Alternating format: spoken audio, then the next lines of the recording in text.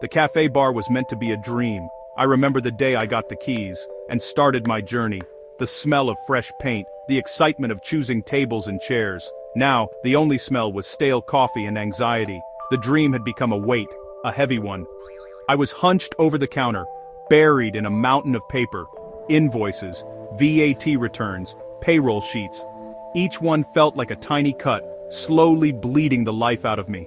The morning rush was over, but my work was just beginning. It was a relentless cycle, a treadmill I couldn't seem to get off.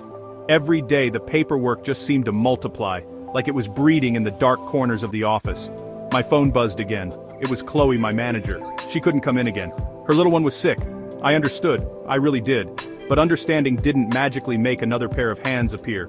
It meant I'd be on my feet for another 12-hour shift, smiling at customers while my back screamed in protest. Staffing was a constant puzzle. Someone was always leaving or sick or had a family emergency. Managing people was harder than managing finances. It was a delicate dance of empathy and business needs, and I was exhausted from leading the performance every single day.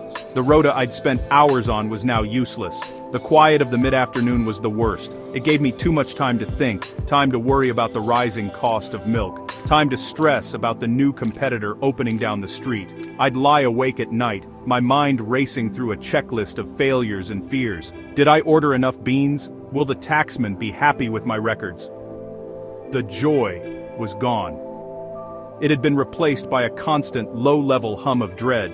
I felt trapped inside the four walls I had so lovingly painted. My own creation had become my very profitable prison, and I was the sole guard, pacing the corridors of my own mind, making big bucks but no time to spend it. I looked out of the window, at the people walking by. They looked free, they were laughing, heading home from work, making plans for the evening. I couldn't remember the last time I'd just switched off. The business was always there, a shadow that followed me home. I'd miss dinners with friends, cancel weekend plans. Sorry, I've got to work, became my mantra. I was pouring everything I had into this place, my time, my friendships, my sanity, but it felt like the busier we got, the more effort it needed. I was running on empty, and the finish line was nowhere in sight. I just wanted a break. A real one. I realized money isn't everything. I was doing 5 figures a week, but my systems were shot. It was a Tuesday evening, long after closing. The streetlights cast long, lonely shadows across the empty tables. I was doing a stock take, another task on an endless list. My head was pounding. My whole body ached with a fatigue that sleep couldn't fix. I just wanted to go home. But home was just a place to worry in a different location. I locked up the cafe, the jingle of the keys sounding more like chains than freedom. The cold night air hit my face, a brief moment of relief.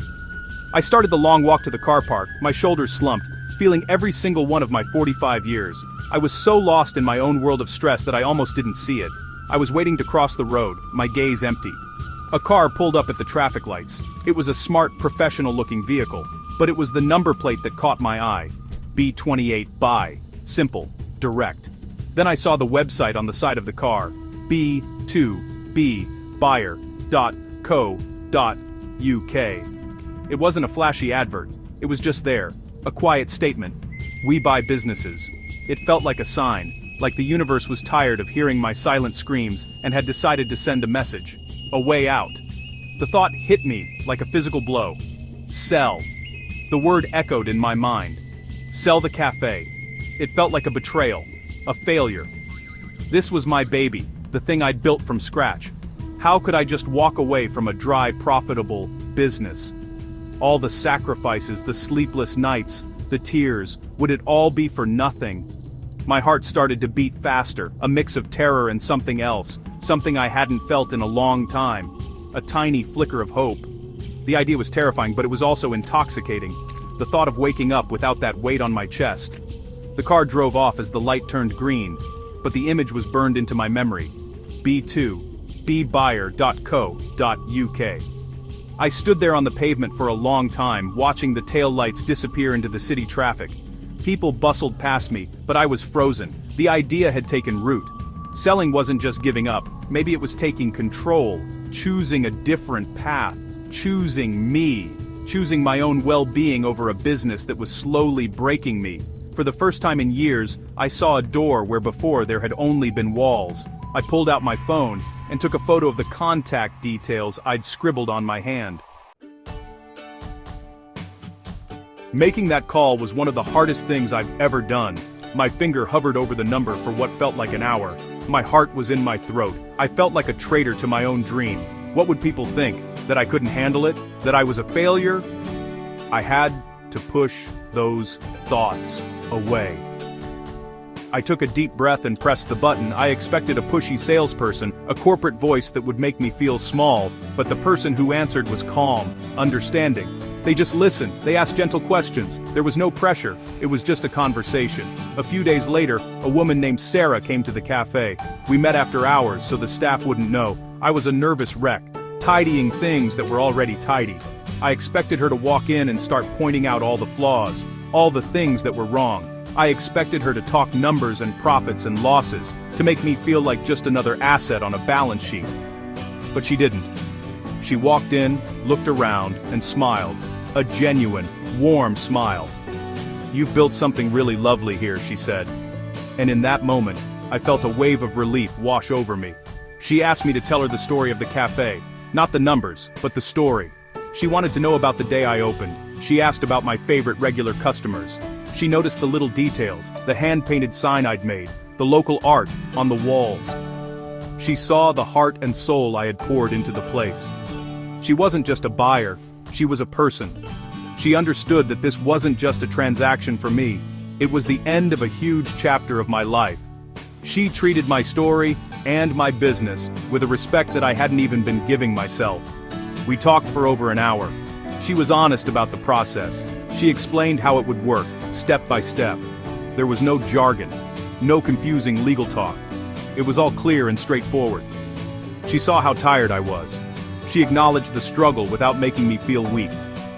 "It takes a lot of courage to build something like this," she told me. "And it takes just as much courage to know when it's time to let it go." Her words were a validation. She wasn't seeing a failure. She was seeing a person who had given their all and was now ready for a new beginning. The decision was made. The papers were signed.